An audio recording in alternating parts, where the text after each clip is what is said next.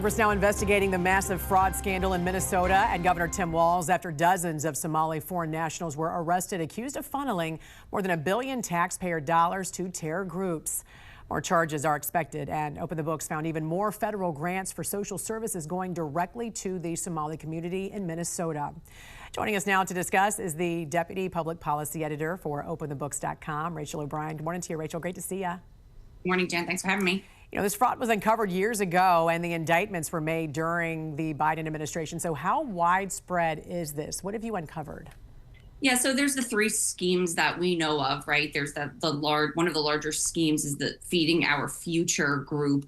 They submitted fraudulent reimbursement claims and fake documentation. They claimed to be feeding poor children. They were not feeding them. They were getting money through the USDA. Then there's the autism program fraud, where the leader approached parents in the Somali community to recruit their children. And each child that qualified for these fake autism services, they paid kickbacks to the parents. That was used, they used Medicaid to pay those. And then there was the housing scheme. They were, purporting to find homes for people with disabilities or the elderly. But, the allegation there is that was a massive scheme to defraud that program as well. And so 59 people so far have been convicted in these schemes. Prosecutors say more than $1 billion in taxpayer money has been stolen through these three plots. We should note that they're not done in charging the head of the autism fraud scheme. The prosecutor said it's just the first in the ongoing investigation. It's not isolated. Of course, each case that they bring exposes another strand in the network. Right. And to your point, will state leaders like Governor Tim Walz be held accountable? How much culpability do they have?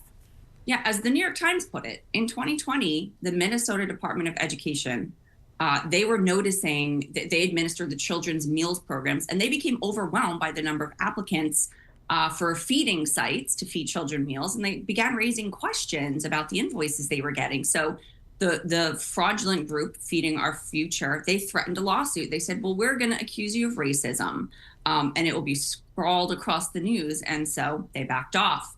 A report from the nonpartisan Minnesota Office of the Legislative Auditor looked at this. They later found that this threat of litigation and of negative press affected how state officials use their regulatory power. They simply backed off. They decided, one investigator said to the New York Times, the state's leaders were afraid that forcefully tackling this issue might cause political backlash. So yeah, they're going to have to be held accountable. Yeah, which is wild because it's still causing major political backlash. And this has also led to scrutiny of so many other programs in Minnesota that receive federal grants. I mean, it's endless at this point. What other funding have you uncovered going to the Somali community there in Minnesota? Yeah. So we just did a quick search using a few keywords. We were able to find $27 million in additional federal grants that went specifically to the Somali community. And that's since fiscal year 2021. There's probably more. About half of that was spent on various projects at the University of Minnesota. A lot of them were assimilation issues with the Somali community, trying to get them to sort of assimilate.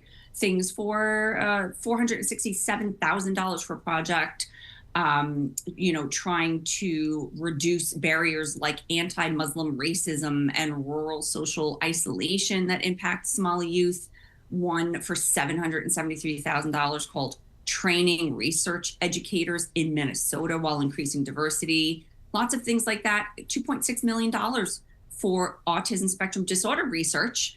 That's separate that we know of from the state autism program where that fraud was found.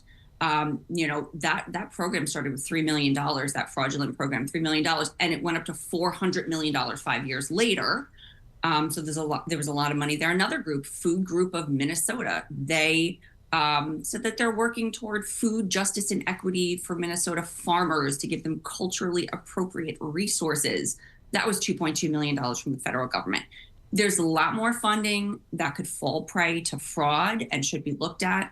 And as the CMS administrator, Dr. Mehmet Oz, said, everyone from Governor Walz on down needs to be investigated, and they have 60 days to start fixing this, or they're going to lose all of their federal funding from Medicaid. Right. All right. Deputy Public Policy Editor for OpenTheBooks.com. We'll be following up with you. Rachel O'Brien, thanks for joining us. Thanks for having me.